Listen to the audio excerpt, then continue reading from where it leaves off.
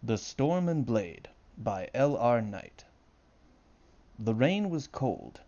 It ran in icy streams down his face, pasting his long black hair to his scalp, tracing numbing courses down his neck and shoulders. It stroked his spine like the caress of death itself.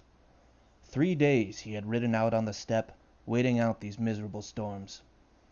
They had only grown more harsh. Olrem wiped his hard grey eyes with an unfeeling hand. Only the ring on his right forefinger was warm to the touch. It never seemed to cool. He curled his other hand around it, coveting that spark of vitality, for aside from the rags on his back, he had nothing to protect him from the brutal elements, nothing to blunt the effects of days of exposed to the wet and cold. Lightning tore a white slash through the low belly of the sky, and outraged thunder bellowed in reply. He had forsaken hope of escape. His horse was dead, and better off for it. The miserable animal would have been a hindrance out in the low, pit-faced scrublands. It had carried him far as it could with 6 arrows in its flank, and that was enough. Yet, in his desperate flight from the collar's prowling sons, Olrem had left behind his food and his supplies. He regretted that sorely now. Should have stood and fought. The echoes, the damned echoes, had howled as he ran, demanding he stand his ground. Outnumbered 10 to 1, and by the best fighting men of the Proud Hawk's clan to boot. Unblooded boys, flee before the foe. Ours wrath, we do not break. Olrem gnashed his teeth against the rebuke and glared up at the horizon. 3 winters now he had borne these ghosts, and rare was the day they did not claw at him. How could he find peace? Would he ever be free of them? Was he mad? A 9 tail of lightning raked the leaden sky again, and thunder shook the sodden earth below him. Rain-dimmed shapes appeared on the rise he had scurried over only an hour ago. Fools to be out in a storm like this. But then, what was he? Baying hounds came first, noses to the ground, barking, heedless of the storm. The Proud Hawks had brought their hounds as an insult, nothing less. His trail was obvious, even in the downpour. 12 riders came forth with lances high, heavy cloaks wound about their shoulders. They had finally run him down. 12 of the Proud Hawk's greatest fighters and riders, feet held out wide in their strange stirrups that fit only a single toe, led by a pack of half-feral horrors. Now we stand. Prove it. Earn it. Olrem stood exhausted but obedient. Through the hissing of the rain, the riders began to point and shout. The dogs were unleashed and in no time had encircled him, shovel heads low and wicked fangs bared, while their masters rolled down the slope. Olrem unsheathed the sword belted to his back.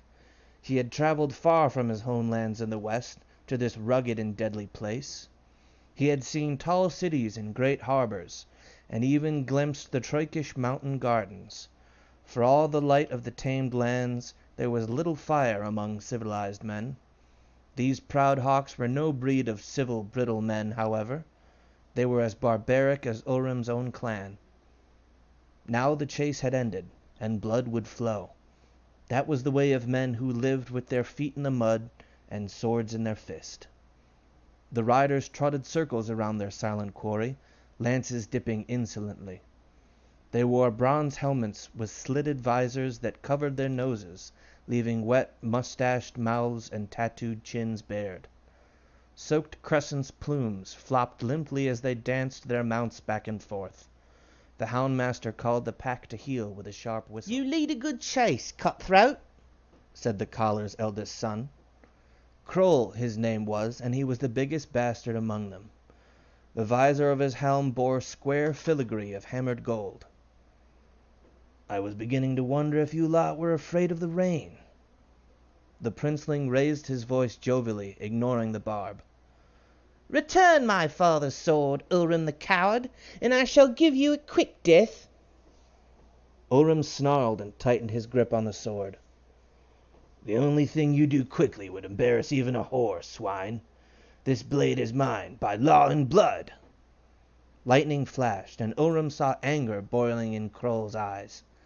He was not used to insult or denial. Our law grants nothing to outlanders and thieves.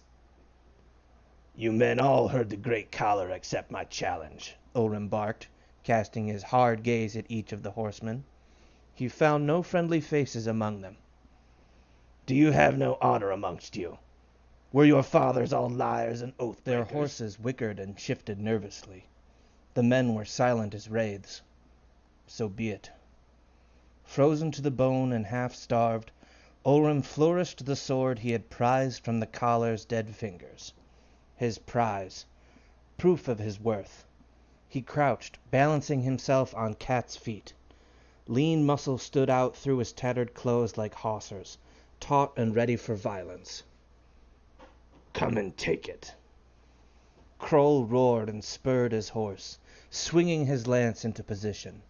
Mud splashed up around the horse's hooves as it shrieked and leapt forward, flashing teeth and white eyes. Ulrim swept aside, keeping his head low, and in the same movement snatched at Kroll's lance.